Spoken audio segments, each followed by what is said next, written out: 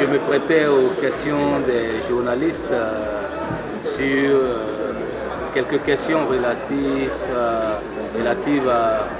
au 27e congrès de l'Union postale universelle qui nous réunit et aussi quelques sujets sur la Poste de Côte d'Ivoire. Nous avons partagé que les congressistes en tout cas sont très heureux d'être à Abidjan. J'ai informé que nous sommes très avancés sur la stratégie postale d'Abidjan qui est en train d'être discutée et pour laquelle nous avons beaucoup d'espoir en tout cas pour la Poste mondiale en général et puis pour la Poste de Côte d'Ivoire en particulier.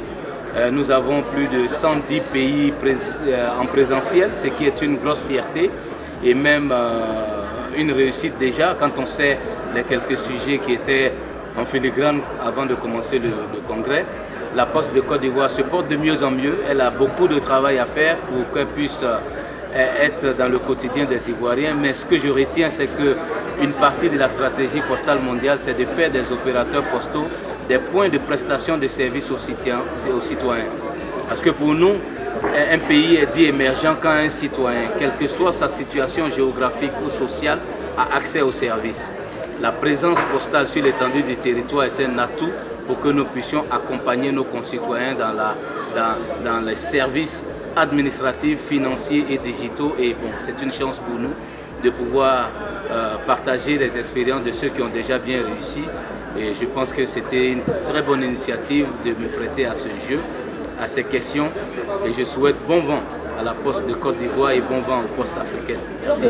Très en termes de modernisation, donc le digital peut être un accélérateur. Je pense que quand on parle de digital, on parle de leapfrog. On peut s'inspirer de ce que des écueils des autres pour qu'on puisse faire des pas de géant.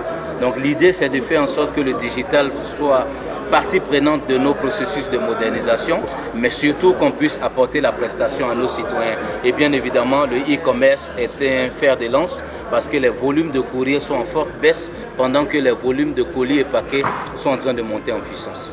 Merci.